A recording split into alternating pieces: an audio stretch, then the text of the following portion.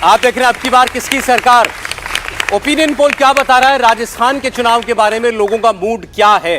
क्या भारतीय जनता पार्टी या कांग्रेस पार्टी किसकी सरकार बनती हुई दिखाई दे रही है?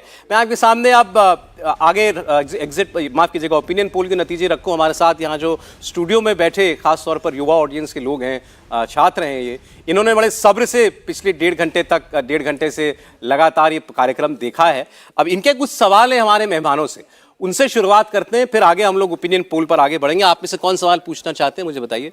लीजिए, किनसे सवाल है आपका? अपना नाम बताइए पहले। अंशिका। अच्छा, बोलिए, आपकी आवाज जा रही है। सवाल क्या है? So my question towards you, sir, that if the Congress party will come in future, then what will be their contribution towards the educational field and health policy? तो ये तो आपको कांग्रेस वालों से पूछना चाहिए। स्वर्णिम चतुर्वेदी जी, देखिए युवा छात्रा पूछ रही है क्या करेंगे हमारे लिए, बताइए। देखिए, पहले मैं ये बताना चाहता हूं कि हमने क्या किया। सबसे बड़ी बात, ये जो हमारे युवा साथी बैठे हैं, देश के नौजवान हैं, इनकी यह भावी पीढ़ी है। 308 5 साल में हमने नए कॉलेज खोले, जिनमें से 132, ये जो महिला हमारी साथी बैठी हैं, तो महिला कॉलेज खोले, जिनमें से 132 महिला कॉलेज हैं। दूसरी चीज अगर आप ध्यान रखें, जब आप कॉम्पिटिटिव एग्जाम्स के लिए जाते हैं, पढ़ने के लिए जाते हैं, तो हमने आप कॉम्पिटिटिव एग्जाम दे सके, उसकी तैयारी कर सके, ऐसे 30,000 बच्चों को हम स्कॉलरशिप देते हैं कोचिंग इंस्टीट्यूट्स में जाने के लिए, जिनमें आप कोचिंग कर सके। और यदि आप हायर एजुकेशन के लिए आप विदेश पढ़ने जाना चाहते हैं, तो विदेश पढ़ने के लिए हमारे यहाँ 500 बच्चों को, राजस्थान में अब तक 700 बच्चे हम भेज चुके हैं 2 साल में, तो 500 बच्चों को हम हायर एजुकेशन के लिए स्कॉलरशिप देते हैं, जिसमें 50 लाख रुपए तक की आपकी जो ट्यूशन फीस होती है, और उसके अलावा 12 लाख रुपए साल का खर्चा, जो किराया, जिसमें रहना खाना और ये शामिल होता है, ये हम दे रहे हैं। इनमें से सबसे बड़ी बात आप ये समझिए कि 75% वो लोग गए जिनकी आय 8 लाख से कम की थी, मतलब गरीब तबके के बच्चे, जो हमारे यहाँ मजदूर थे, किसान वर्ग से थे, ये इस तरह के बच्चे गए। और इसके अलावा मैं आपको बताना चाहता हूँ 33 मेडिकल कॉलेज खोले, जिनमें 33 नर्सिंग कॉलेज खोले। आज हर ब्लॉक पे हमारे कॉलेजेस हैं। दूसरी चीज, छात्रों को, जो मेधावी छात्राएं हैं, उनको पढ़ाई कर सके, उसके लिए 9th से लेकर 12th तक की तो उनकी हमने एजुकेशन RT के तहत फ्री की है, लेकिन 30,000 छात्राओं को हम स्कूटी देते हैं, और स्कूटी ताकि आप आ जा सके। यदि कॉलेज और छात्रा आती जाती है 75 किलोमीटर तक है, तो वो आपका किराया उसमें नहीं लगेगा। ठीक है स्वर्णिम जी, ठीक है सर, आपने बताया आपने क्या काम किया है। आगे और कांग्रेस पार्टी कह रही है कि छात्रों के लिए हमारे पास बहुत सारी स्कीम्स हैं। और सवाल कोई? चलिए पूछिए, आप पूछिए। नमस्कार, मेरा नाम आदित्य राज। हाँ बोले। मुझे आपसे यही सवाल पूछना है कि जहाँ तक हम जानते हैं राजस्थान में सबसे ज़्यादा महिलाओं के साथ अत्याचार होता है, तो आप क्या कहना चाहेंगे कि अगर आपकी सरकार बनी तो आप उसके ऊपर क्या करेंगे? तो ये मैं सवाल आपका जो है राखी जी के पास ले जाता हूं। बीजेपी ने तो इसको बड़ा मुद्दा बनाया है, राजस्थान में खासकर महिलाओं के खिलाफ हो रहे अपराध। राखी जी। देखिए सौरभ जी, जिस तरह से महिलाओं की स्थिति पिछले 5 सालों में राजस्थान में रही, इनकी खुद की विधायक दिव्या मदेरणा जी, हमारी जो सांसद है रंजिता कोली जी, उन पे अटैक हुआ। दिव्या मदेरणा जी ने कहा कि मैं सेफ फील नहीं करती, और मुझे लगता है किसी भी तरह की गारंटी, किसी भी तरह की योजना तब तक ग्राउंड लेवल पे इंप्लीमेंट प्रॉपर नहीं होगी अगर महिलाओं को सुरक्षा नहीं दे पाए। तो निश्चित तौर पे भारतीय जनता पार्टी के आते ही महिलाओं की सुरक्षा सुनिश्चित करना सबसे पहली प्राथमिकता हमारी होगी, क्योंकि महिलाओं को सुरक्षा दिलाने में जिस तरह का वादा इन्होंने घोषणा पत्र में किया था, वो कंप्लीट नहीं हुआ। अभी बहुत लंबी चौड़ी बात स्वर्णिम जी कह रहे थे, एक बार इनसे ये पूछिए कि जो मेडिकल कॉलेजेस खोले उसमें रिक्रूटमेंट कितने किए? कॉलेजेस बहुत सारे खोले, अपनी बिल्डिंग नहीं है बहुत सारे कॉलेजेस के अंदर, स्कूटीज आप दावा कर रहे हैं लेकिन पहुंची नहीं है सर। तो AC रूम में बैठ करके जो योजनाएं आपके मुख्यमंत्री और आप बोलते हैं, ग्राउंड लेवल पे क्या स्थिति है सर, उसको भी चेक कीजिए, तभी तो जनता नकार रही है। इतना अच्छा काम कर रहे होते, और युवाओं के भविष्य के साथ, बेरोजगार जो उनके भविष्य के साथ में जो खिलवाड़ किया, उसके लिए तो कई दिनों तक याद किया जाएगा इस कांग्रेस गवर्नमेंट को। जिस तरह से पेपर लीक के 18 से ऊपर मामले जो है राजस्थान के अंदर आए, में इनके लोग आदि जो राजीव गांधी स्टडी सर्कल के लोग, इनके मंत्री डोटासरा जी, सबके सब रडार पर हैं। तो जो स्थिति बनी है, युवाओं को अब आप बहला फुसला नहीं सकते, और इसीलिए सर्वे के अंदर जो आपके ओपिनियन पोल है उसमें भारतीय जनता पार्टी को बढ़त मिल रही है। देखिए, अभी 100 से ज्यादा सीटों का सर्वे दिखाना बाकी है। आइए बात कर लेते हैं आगे, हम लोग बढ़ते हुए 96 सीटों की बात हम कर चुके, 56 सीटों वाला जो चौथा रीजन है उसके बारे में हम लोग बात करें। मारवाड़ की गंगानगर, बीकानेर, बाड़मेर, पाली, जोधपुर, जालौर और नागौर, ये लोकसभा सीटें जोड़ करके बनता है। इस रीजन की सबसे हाई प्रोफाइल कॉन्स्टिट्यूंसी जोधपुर है। मुख्यमंत्री अशोक गहलोत का चुनाव क्षेत्र सरदारपुरा यहां पर है। बीजेपी के केंद्रीय मंत्री गजेंद्र सिंह शेखावत जोधपुर से सांसद, और यहां की जो 56 सीटें हैं ये क्या बता रही हैं सर्वे में, आइए इस पर एक नजर डाल लेते हैं। क्या यहां पर कांग्रेस पार्टी कुछ बेहतर करती दिखती है बीजेपी से? सर्वे कहता है नहीं, यहां पर भी बीजेपी सबसे बड़ी पार्टी 34 सीटों के साथ बनती दिख रही है। ये 11 सीटें ज्यादा होंगी 2018 की तुलना में, और कांग्रेस पार्टी को 7 सीटों का नुकसान होता हुआ दिख रहा है। 20 पर कांग्रेस पार्टी जीत हासिल कर सकती है, ये हमारा ओपिनियन पोल बता रहा है। अन्य 2 पर जीत जो है वो अर्जित करते हुए दिखाई दे रहे हैं। मारवाड़ भी भारतीय जनता पार्टी के साथ, और ये तो हमने जैसा बताया मुख्यमंत्री अशोक गहलोत की सरदारपुरा सीट वाला इलाका है। संजीव जी, देखिए, जो एक बड़ी पेच फंसी हुई है इस ओपिनियन पोल में या अभी राजस्थान के बारे में कोई भी प्रेडिक्शन में, जिस तरह से आप लोग, मतलब मेरा ये मानना है कि राजस्थान का इलेक्शन डेफिनेटली बीजेपी को एज है, ये मैं भी कह रहा हूं और शुरू से कह रहा हूं। बट राजस्थान में एक जो एक्स फैक्टर है, आपने अन्य की संख्या बहुत कम कर दी ओपिनियन पोल में, और उसका कारण मैं भावेश की मजबूरी या दिक्कत समझ सकता हूं, क्योंकि अभी सीट्स डिक्लेयर नहीं हुई है। 7 तारीख लास्ट डेट है नामांकन का, उसके 3 दिन बाद तक फिर फॉर्म्स विड्रॉ हो सकते हैं। तो अब की बार, पिछली बार भी आप देखिए, अन्य की बड़ी महत्वपूर्ण भूमिका थी। अन्य में 16 तो करीब निर्दलीय थे, फिर बीएसपी के थे, फिर जो एक हनुमान बेनीवाल की पार्टी है वो है। तो ये सब जो फैक्टर्स प्ले आउट करेंगे, क्योंकि अब जितने बागी हो रहे हैं ना, उनको हनुमान बेनीवाल की पार्टी टिकट दे रही है। अब मेरे पास राखी जी तो बीजेपी से है, मैं बताऊं जैसे यूनुस खान डीडवाना से मोस्ट प्रोबेबली एक बागी की तरह लड़ेगा जो हमेशा जीतता रहा है, वसुंधरा जी का खास आदमी है, लेकिन ये लोग टिकट नहीं देंगे उसको, मुसलमान को नहीं देना है उन्हें, जो भी कारण है। कैलाश मेघवाल 90 साल के होने को आ रहे हैं, फॉर्मर स्पीकर है, सबसे सीनियर विधायक हैं, लेकिन उन्होंने अर्जुन मेघवाल के खिलाफ बयान दे दिया था, उनको सस्पेंड कर दिया गया, उनको टिकट नहीं मिल रहा। वो आज शाहपुरा पहुंच गए हैं, भीलवाड़ा की जो उनकी रिजर्व कॉन्स्टिट्यूंसी है। अगर उन्होंने फॉर्म भरा, सपोज, जिसकी पूरे चांसेस हैं, तो वो निश्चित रूप से वो चुनाव जीतेंगे। तो ये जो अन्य होंगे, ये एक बड़ा फैक्टर बन के आ सकते हैं, लेकिन आज की तारीख में हमें उसका आभास नहीं लग रहा है, क्योंकि आज की तारीख में एक जनता बीजेपी कांग्रेस के बीच की बात कर रही है। जी हाँ, बीजेपी आगे रहेगी, लेकिन कितना आगे रहेगी, कितना बागियों और अन्य की बैसाखियों पे निर्भर करेगी, ये तस्वीर जो है वो 10 तारीख के बाद ज्यादा क्लियर होगी। नहीं देखिए, अभी भी 150 सीटों का सर्वे हम लोग दिखा चुके हैं। 84 भाजपा, 64 कांग्रेस पार्टी, 20 सीटों का ही अंतर यहां पर दिखाई दे रहा है। और इसमें अगर अगला इलाका, उसमें 48 सीटें आती हैं, मेवाड़ का इलाका, तो वो उसमें इतनी गुंजाइश तो है कि ये यहां पर कोई अपसेट भी होता हुआ दिखाई दे सकता है। जनरली लोग मान रहे हैं बीजेपी आगे चल रही है। ऐसा नहीं है, ऐसा नहीं है सौरभ। कोई अपसेट सिर्फ बचे हुए मेवाड़ में थोड़ी होगा, अपसेट शेखावटी में भी होगा, अपसेट मारवाड़ में भी होगा, अपसेट डुनौर में भी होगा, क्योंकि यहाँ सब बागियों की संख्या अच्छी खासी हो रही है। रविंद्र सिंह भाटी को टिकट नहीं दिया है, बीजेपी शामिल करा दी, बहुत ही स्ट्रॉन्ग कद्दावर युवा नेता है, टिकट उसको दिया नहीं। बाकी सारे बीजेपी के लोग इकट्ठे हो गए कि इसको तो नहीं देना, कि ये आ गया यंग लड़का तो हमारी 30 साल की राजनीति खराब हो जाएगी। तो ऐसे कांग्रेस में भी कई उदाहरण है। कांग्रेस ने जैसे किशनगढ़ में बीजेपी छोड़े विकास चौधरी को टिकट दे दिया है, वहां पिछली बार सुरेश टाक इंडिपेंडेंट जीता था। अब लोगों का कहना है कि विकास चौधरी जीते तब भी कांग्रेस जीतेगी, सुरेश टाक जीतेगा तब भी कांग्रेस, क्योंकि वो इंडिपेंडेंट। तो वहां से जो चौधरी बीजेपी का कैंडिडेट है उसकी स्थिति कमजोर है। देखिए, असल में इस तरह के शो में प्रॉब्लम ये भी हो जाती है कि जिसको कुछ ज्यादा जानकारी होती है राजस्थान की, वो फिर ज्यादा पेचीदगियों में घुस जाता है। नहीं, अब आपने राजस्थान में बैठ के सर राजस्थान की जानकारी नहीं दी तो क्या बात है, लेकिन मैं चाहूंगा आप मुझे थोड़ी दिल्ली की भी जानकारी दें। ये जो अखबारों में खबर छपी, संजीव जी, जो अखबारों में खबर छपी कि अशोक गहलोत जो है उन लोगों को टिकट दिलाना चाहते हैं जो उनके वफादार रहे, सचिन पायलट की बगावत की समय पर भी राहुल गांधी और उनकी बहस हो गई और सोनिया गांधी जी को इंटरवीन करना पड़ा। आप यकीन करते हैं इस खबर पर?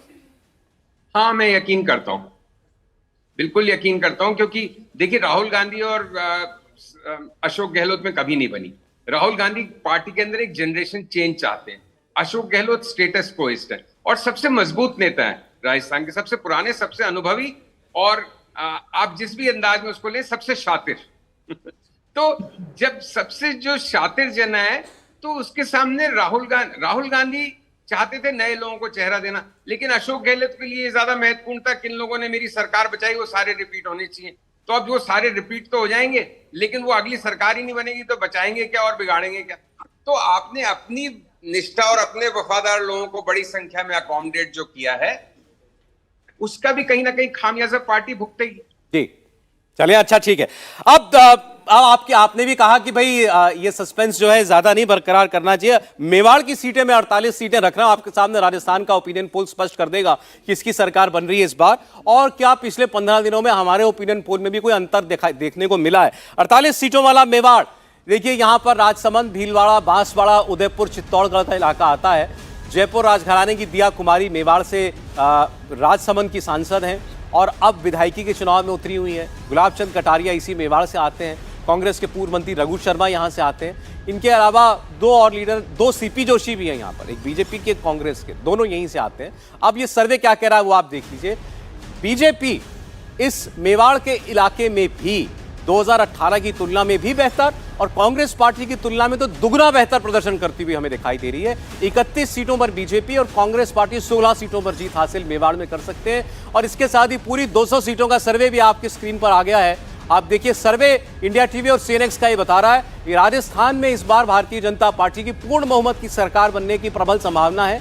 सर्वे को लगता है, सर्वे में दिखता है कि ये सरकार बन रही है 115 सीटों के साथ, 80 सीटों के साथ नजदीक सही इस चुनाव में, लेकिन पिछड़ रहे हैं अशोक गहलोत। लेकिन अगर आप फिर कहूंगा 2018 वाली हार कांग्रेस की याद करें तो वो 21 सीटें आई थी केवल। अभी ओपिनियन पोल कह रहा है कि गहलोत हारेंगे लेकिन 80 सीटों तक जा सकते हैं। अब ये उनके ऊपर है कि वो यहां से इस चुनाव में आगे कितनी रेस लगा सकते हैं, कितनी दौड़ लगा सकते हैं और क्या इसको और करीब ले जाएंगे भारतीय जनता पार्टी, या बीजेपी इस चुनाव में अपना गैप और बना लेती है आने वाले 15 दिनों के अंदर। लेकिन हमारे ओपिनियन पोल में अगर आप अंतर देखें 20 अक्टूबर से 4 नवंबर के बीच का, वो ट्रेंड क्या है, उससे भी बहुत कुछ पता चलता है कि इस जो हवा बह रही है वो किस पक्ष में बह रही है। तो आप देखिए, उसमें स्पष्ट तौर पर दिखता है। पहले ओपिनियन पोल में भारतीय जनता पार्टी को 125 सीटें मिलती हुई दिखाई दे रही थी। दूसरे ओपिनियन पोल में आते आते 10 सीटें कम हो गई, ये 115 हो गई। और कांग्रेस पार्टी को पहले ओपिनियन पोल में 72 सीटें मिलती हुई दिख रही थी, वो बढ़ करके 80 हो गई। तो ये तो भावेश, आपके दो ओपिनियन पोल में काफी अंतर दिखाई दे रहा है, कांग्रेस के लिए पॉजिटिव दिखाई दे रहा है। बिल्कुल, जैसे मैंने आपको पहले कहा था कि वहाँ पे एक जो टिकट डिस्ट्रीब्यूशन में जो प्रॉब्लम हुई है बीजेपी के साथ, शुरू में जैसे लग रहा था बीजेपी वहाँ पे एक गैलेक्सी ऑफ लीडरशिप के थ्रू से जाना चाहती है और वहाँ पे सबको खुश करके रखना चाहते हैं, तो सबके साथ जाना चाहते हैं। लेकिन अब धीरे धीरे जैसे जैसे चुनाव आगे बढ़ रहा है, दिख रहा है कि बीजेपी वसुंधरा राजे को ज़्यादा प्रमोट करने की कोशिश। देखिए, राजस्थान को आप यदि सही से समझेंगे, 2018 में, इससे पहले आप देखेंगे कभी अशोक गहलोत, कभी वसुंधरा, इसी तरह के पॉलिटिक्स वहाँ पे दिखते गए। लेकिन 2018 में आप यदि गौर से देखें, और जिस तरह हम लोग शुरू में ढूंढार वाली रीजन को देख रहे थे, उसमें आप देखेंगे सचिन पायलट के बहुत बड़ी फैक्टर थे जिसकी वजह से कांग्रेस जीत के आई थी। वहाँ पे लोग एक नई लीडरशिप चाहते थे। वही चीज़ें बीजेपी के साथ यहाँ बीजेपी के साथ लोग जुड़ना चाहते हैं, बीजेपी के साथ भी हैं। बीजेपी सबसे बड़ी पार्टी बन के भी उभर रही है, बीजेपी सत्ता में भी है, लेकिन कह रहे हैं ना, सेल्फ गोल करते करते बीजेपी धीरे धीरे डाउनवर्ड के। एक बात संजीव जी की बातों का जरा रिप्लाई दी, उन्होंने कहा कि छोटी पार्टियों को हमने डाउन प्ले किया। नहीं संजीव जी, ऐसा हमने नहीं किया है। यदि छोटी पार्टी जब भी दिखेगी हम जरूर करेगी। जब तक ये फील्ड वर्क हुआ है 31 अक्टूबर, तब तक बीजेपी का भी 76 सीटों पे कैंडिडेट अनाउंस नहीं हुआ था। तो वो सारे जो फैक्टर है, आपकी बातों से मैं सहमत हूं, लेकिन मैं डाउन प्ले नहीं करता। जिस दिन आएगा जरूर मैं दिखाऊंगा। एक बार जरा स्वर्णिम जी के पास चलते हैं। स्वर्णिम जी, देखिए सर्वे में बीजेपी की सरकार बनती दिख रही है, बात ठीक है, लेकिन एक उम्मीद भी दिखाई दे रही है। 15 दिनों के अंदर अंदर आपका ग्राफ काफी बेहतर हुआ है, हमारे ही सर्वे में दिख रहा है। देखिए, हमारा ग्राफ तो बेहतर ही था और बेहतर रहेगा। आप निश्चित रूप से देखिए, जो आपने सर्वे दिखाया, मैं आपको बता रहा हूं 130 से 50 सीट के बीच हम जीतेंगे। उसके कारण है भारतीय जनता पार्टी के 52 प्रत्याशी तो वो हैं जिनको इनके कार्यकर्ता जो हैं वही एक्सेप्ट नहीं कर रहे, उनका ही समर्थन नहीं मिल रहा। जनता की तो बात छोड़िए, जनता को तो पता है, एक ही सवाल है यहाँ पे कि 500 रुपए में सिलेंडर अशोक गहलोत सरकार दे सकती है, तो बीजेपी ने अब तक क्यों नहीं दिया। ओपीएस की बात है और 100 यूनिट बिजली की बात है, 2000 यूनिट किसानों को बिजली फ्री की बात है। और सबसे बड़ी बात यह है कि यहाँ पे 3 लाख नौकरियां जो अशोक गहलोत सरकार ने दी और पूर्ववर्ती भाजपा सरकार के शासन को भी सबने देखा। तो इन सब चीजों को लेकर के आज हमारे पास, हम कॉन्फिडेंट है, कॉन्फिडेंटली कह रहे हैं उन्हें सरकार बनाएंगे, रिवाज बदलेगा, लेकिन सरकार नहीं बदलेगी। और निश्चित रूप से आप देखिएगा आने वाले समय में अगर आप दोबारा सर्वे करवाएं, टिकट डिक्लेयर हो जाने दीजिए, 7 तारीख से हमारा कैंपेन स्टार्ट हो जाने दीजिए, आप 10 तारीख के बाद आप हमारी दिक्कत ये है स्वर्णिम जी, हम सर्वे कर तो सकते हैं लेकिन दिखा नहीं सकते, तो करने का फायदा क्या? चुनाव आयोग की रोक है इसके ऊपर।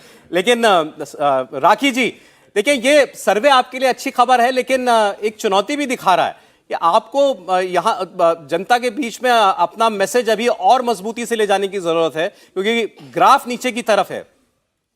देखिए सौरभ जी, हर चुनाव को चुनौती के रूप में ही भारतीय जनता पार्टी लेती है, लेकिन मुझे लगता है कि इस सर्वे पे अभी जो एक प्रॉपर एक अपनी इमेज, अपनी कुछ भी एक डिसीजन करना ठीक नहीं है। इसलिए ठीक नहीं है क्योंकि ये घोषणा पत्र हम लोगों का आना बाकी है। अभी बहुत सारी सीट पे, जैसे कहा कि 76 सीट्स पे तो डिक्लेरेशन ही नहीं हुआ था, अभी भी बहुत सारी सीट्स कांग्रेस की आज के दिन भी बाकी है। तो जिस तरह से अभी फाइट सामने क्लियर नहीं हुई, निश्चित तौर पे हम लोग प्रोग्रेस करेंगे, क्योंकि जिस तरह से घोषणा पत्र के माध्यम से हम लोग लोगों के बीच में जाएंगे, उन्हें कांग्रेस पार्टी की नाकामी के साथ साथ हम लोग क्या करेंगे उनकी बात भी करेंगे। अभी भारतीय जनता पार्टी के कैंडिडेट्स के बारे में कह रहे थे, तो मैं सौरभ जी बता दूं, इनकी लिस्ट में वही लोग हैं, या तो वो गद्दार हैं जो 2020 के अंदर मानेसर चले गए थे, या वो गद्दार हैं जिन्होंने पिछले साल 25 सितंबर को सीएलपी की मीटिंग को मना कर दिया था अटेंड करने के लिए, सोनिया गांधी जी के आदेश को मानने से मना कर दिया। इसका मतलब है तो अल्टीमेटली वही लोग मिक्स करके जिन्होंने किसी ना किसी लेवल पर कांग्रेस पार्टी को चीट किया है, चाहे वो मानेसर प्रकरण के माध्यम से हो या पिछले साल 25 सितंबर की सीएलपी की मीटिंग में सोनिया गांधी जी की बात नहीं मानने की बात हो। तो जिस तरह से कांग्रेस पार्टी के अंदर सिर्फ उटव्वल लगातार चला है, वो अभी भी सेटल नहीं हुआ है। वो आपका सर्वे भी बता रहा है कि सेटल नहीं हुआ है। कभी भी कोई भी स्टेट ऐसी पार्टी को सरकार में नहीं लाना चाहेगी जिसके लोग आपस में ही झगड़ा करते हैं, जिसके पार्टी के अध्यक्ष खुद अपनी सरकार को गिराने के लिए मानेसर चले गए। एक बड़ा उदाहरण पेश किया है पूरे देश में कांग्रेस पार्टी ने। जनता कभी भी इस तरह की मजबूरी वाली सरकार जिसमें सिर्फ उटव्वल लोग कभी एक्सेप्ट नहीं करेगी। एक मजबूत सरकार भारतीय जनता पार्टी के रूप में मिलेगी। वोट शेयर पर एक बार नजर डाल लेते हैं। इस सर्वे में जो वोट शेयर निकल करके सामने आया है उससे हमको और एक इंडिकेटर मिलता है। तो देखिए, बीजेपी को सर्वे यही दिखा रहा है कि 45% वोट हासिल हो सकता है इस चुनाव के अंदर। ये सर्वे हमने परसों तक कंपाइल किया तो उसमें 45% वोट मिलता हुआ दिखाई दे रहा था। कांग्रेस पार्टी को 42% वोट मिलता हुआ दिखाई दे रहा था। 3% का गैप है। 3% वोट का गैप सीटों में और ज्यादा दिखाई दे रहा है। क्या संजीव जी, आप इस इलेक्शन को नजदीकी चुनाव, क्लोज इलेक्शन के कैटेगरी में मानते हैं? की कैटेगरी में है। बीजेपी की ज्यादा सीट्स आ सकती हैं कांग्रेस पार्टी से, लेकिन मैं भावेश की है वो ये नहीं कह रहा था कि उन्होंने इग्नोर किया है। मैं कह रहा था कि भावेश का कंपल्शन है, जब तक अन्य पार्टियां और बागी लोगों की सूची क्लियर नहीं होती उनका सर्वे उसको रिफ्लेक्ट नहीं कर सकता। मेरा मानना है कि जो आप 110 और 85 मतलब 195 सीट तो आपने दे दी कांग्रेस और बीजेपी में, और अदर्स को दे रहे हैं 5। अब मैं कह रहा हूं अगर अदर्स 20 से कम हो तो फिर एक फ्रेंडली सी बेट लगा सकता हूं मैं यहाँ पे। सो अदर्स की संख्या 20 या 20 प्लस होगी। और कहीं ना कहीं देखिए बहुत इंटरेस्टिंग इलेक्शन हो सकता है राजस्थान का, कि 2 जने अदर्स को कंट्रोल करने वाले हैं। ये ना मोदी जी के बस की बात है, ना राहुल सोनिया के बस की बात है। अन्य को कौन कंट्रोल कर सकता है राजस्थान में, या कौन लुभा सकता है, अशोक गहलोत या वसुंधरा? तो ले देखे जो हमने मानेसर के टाइम एक अंडरस्टैंडिंग देखी थी, वो 2023 के इलेक्शन रिजल्ट्स के बाद भी देख सकते हैं। अगर लोगों को बीजेपी आगे दिखी और वसुंधरा के बनने के चांस मिले तो अशोक गहलोत पीछे के दरवाजे से हेल्प कर सकते हैं, या वाइस वर्सा। क्योंकि अल्टीमेटली सत्ता का भी एक अलग चरित्र होता है, वो अपने आसपास से नहीं दाने देना चाहती। ये दोनों तो एक लेवल पे एक कंफर्ट देखिए, जिस ओर आप इशारा कर रहे हैं उस पर तो एक क्लैरिफिकेशन कल में और आज में हमको देखने को मिल गया। कल ये सब जगह खबर चल गई कि वसुंधरा जी ने कहा कि मैं रिटायर हो जाऊंगी, लेकिन आज उन्होंने कहा मैंने तो ये कहा था कि अपने बेटे को सामने देख करके लगता है कि रिटायर हो जाऊं तो कोई बात नहीं, मैं रिटायर होना नहीं चाहती। इससे ज्यादा स्पष्ट क्या बोल सकते हो आप? इशारा कहां कर रहे हैं? मतलब मेरा मानना है कि ये जो रिजल्ट्स दिख रहे हैं उसमें जो अन्य का फैक्टर है वो इतना नगण्य है, ऐसा होगा ही नहीं। जब रिजल्ट्स आएंगे तो देख लीजिए, जस्ट मार्क माय वर्ड्स। और वो अन्य किसके साथ जाते हैं ये इस पे डिपेंड करेगा कि 100 के कौन ज्यादा नजदीक होगा, कांग्रेस या बीजेपी, और फिर दूसरे पक्ष के लोग ही खिसका देंगे दूसरी तरफ उन अन्यों को, क्योंकि वो अन्य का नंबर बहुत सिग्निफिकेंट होगा राजस्थान में। मैं बता भी देता हूं, 2018 में 27 अन्य में जुड़े हुए थे, आज 5 दिखाई दे रहे हैं।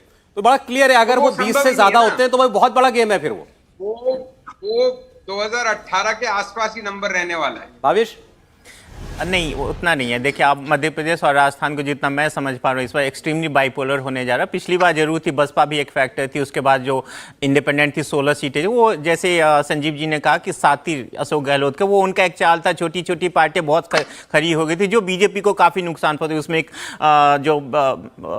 जो जाट की पार्टी थी वो भी थी, उसके बाद एक घनश्याम तिवारी की पार्टी, वो सारी पार्टी कम से कम कहीं ना कहीं बीजेपी को नुकसान पहुंचाई थी। इस बार आप देखेंगे जो राजस्थान है वो एक्सट्रीमली बाइपोलर होने जा रहा। हाँ, ये बात जरूर है कि जो एक रिबल कैंडिडेट है वो दोनों पार्टियों के लिए चिंता का विषय है, जिसमें आने वाले दिनों में दिखा जाएगा कि कौन उस पर किस हद तक उस पर खरा उतरता है, उसको शांत कर पाता है या फिर किसको ज्यादा नुकसान होता है। देखिए, पिछले 2 दिनों में यानी आज और कल में हमने आपके सामने 4 राज्यों का ओपिनियन पोल रखा।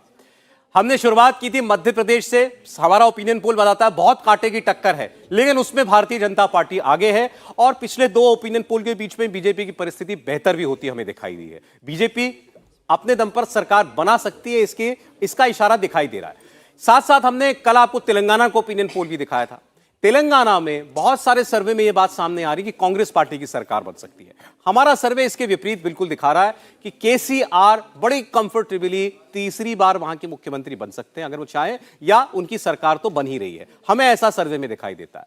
अब राजस्थान और छत्तीसगढ़, यहां एक खुशखबरी बीजेपी के लिए और एक कांग्रेस पार्टी के लिए। स्पष्ट तौर पर राजस्थान दिखाई दे रहा है बीजेपी के साथ खड़ा हुआ, लेकिन बीजेपी के लिए एक चेतावनी भरी खबर यह है कि यहां हमारे 2 सर्वे के बीच में बीजेपी का ग्राफ नीचे जाता दिखाई दिया है, सीटें कम होती दिखाई दे रही हैं। जहां तक छत्तीसगढ़ का सवाल है, बहुत आगे छत्तीसगढ़ में कांग्रेस पार्टी बीजेपी से दिखाई देती है, लेकिन कल ईडी के सीधे स्पष्ट आरोप मुख्यमंत्री भूपेश बघेल के ऊपर भ्रष्टाचार की जो लगाए गए हैं, उनका कितना असर होगा यह सर्वे में स्पष्ट नहीं दिखाई देता। तो यह बीजेपी के ऊपर है कि वो इसको अपने अभियान में कितनी प्रमुखता से उठा सकती है।